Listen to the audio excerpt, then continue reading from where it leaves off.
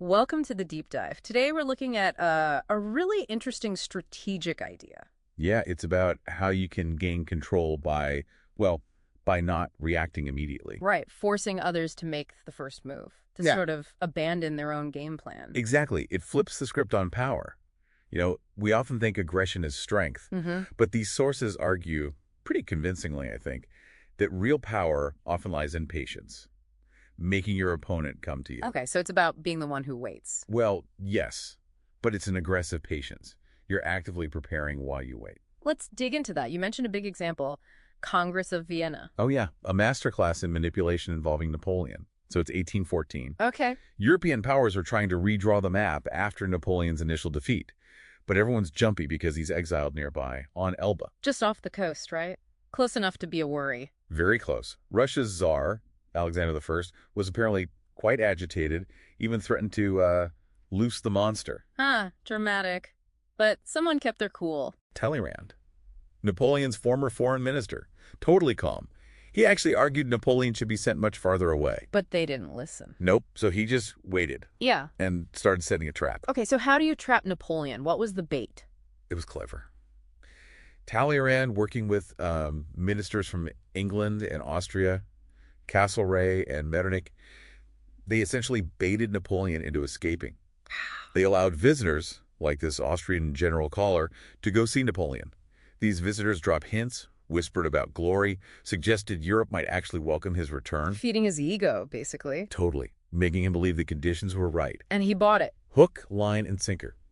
February 26, 1815, he escapes Elba.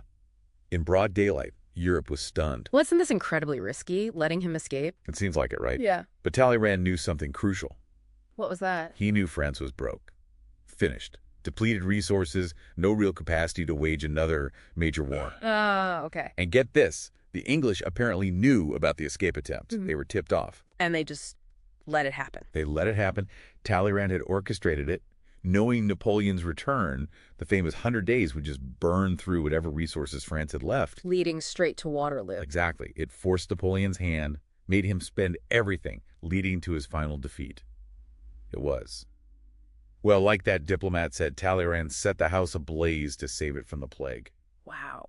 So the core idea is controlling the initiative by making others react. Yes, master your own emotions and then use your opponent's tendency to react, often angrily or impulsively, against them. Like making them waste energy coming to you. Precisely.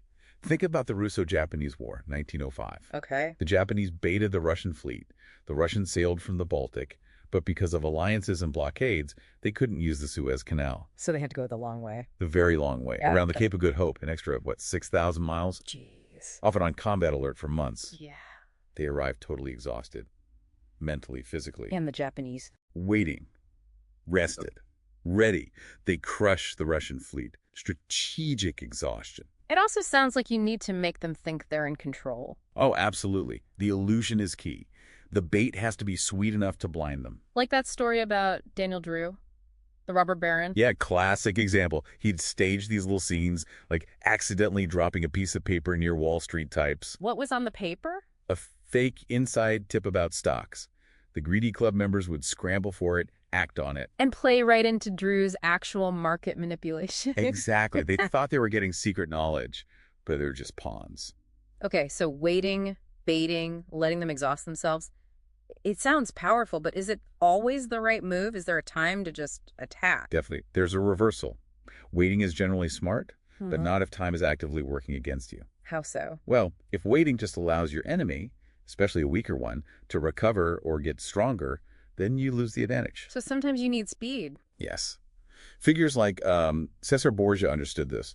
A sudden aggressive strike can force the enemy to react instantly, without thinking. Making them prone to errors. Big errors. But notice, even then, the goal is the same. You're forcing them to respond, but on your terms, dictated by your sudden action. So whether patient or fast, it's about controlling who reacts to whom. That's the heart of it, controlling the dynamic. It really makes you think. When you look at your own situations, maybe negotiations or conflicts, are you the one always chasing, reacting? Or are you the one setting the terms, laying the groundwork, maybe even setting the trap? Yeah. How much power do you potentially give away just by making that first move? Something to consider.